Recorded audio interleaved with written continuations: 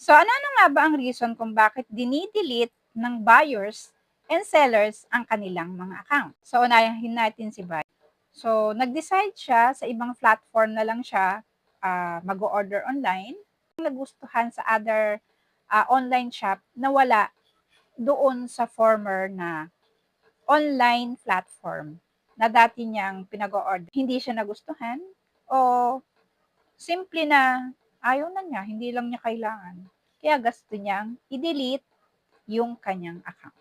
So another reason kung bakit dinidelete ni buyer ang kanyang account o ang kanyang online shop platform is storage space.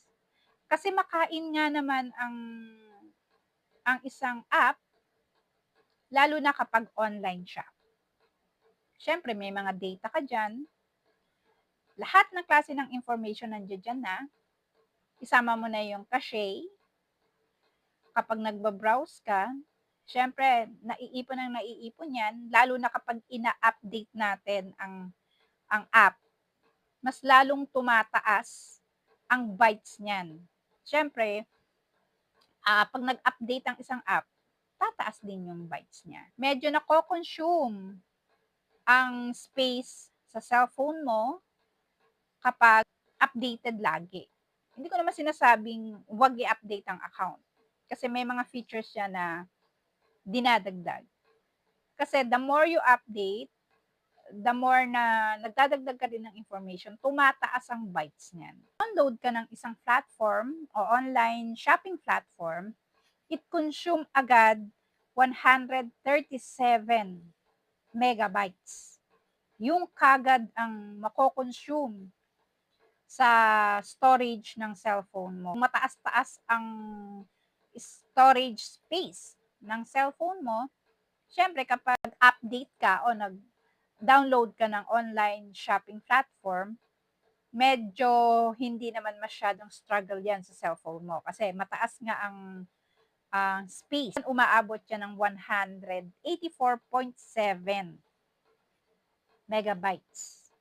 So imagine, kung ang storage capacity lang ng cellphone mo is nasa 256, hindi pa kasama dyan yung mga cache, yung mga data information mo, only the app itself.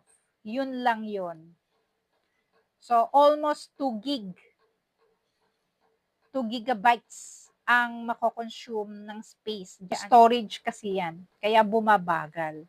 Kaya, minsan, dinidelete na lang ng owner yung kanyang account para lang mag-free ng space at hindi bumagal yung kanyang cellphone. Reason kung bakit dinidelete ni buyer yung kanyang account is email spam. Ano pa yung email spam na to? Kasi 'di ba pag halimbawa may mga fina-follow tayong mga shop sa online platform, kapag may mga bago sila, nag-i-email yan sa atin automatic. May bagong ganito, may bago si platform na ganyan. So, minsan, sunod-sunod yan. Tunog ng tunog ang cellphone mo. Notif ng notif. So, minsan nakaka-irite. Shopee. Paano kung sunod-sunod ang notification? Lagi mo siyang maririnig.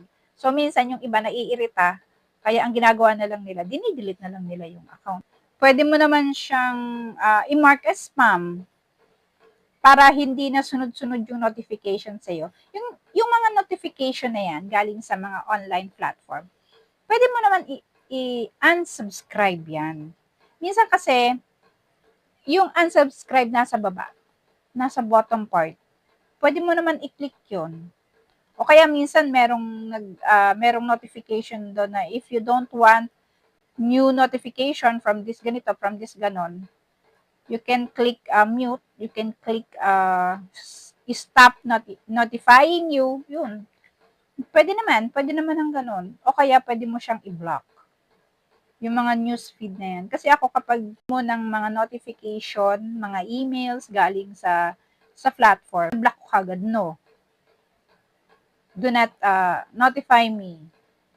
Kasi sunod-sunod dyan kapag pinayag. laging maingay ang cellphone mo. So, nakakairita yun. So, pwede mo naman siyang i-block, pwede mo naman siyang unsubscribe para yung email mo hindi ma-spam. So, another reason kung bakit dinidelete ni buyer ang kanyang account is concerned about their personal information. Siyempre, online platform o online selling platform o online shopping platform, open to all.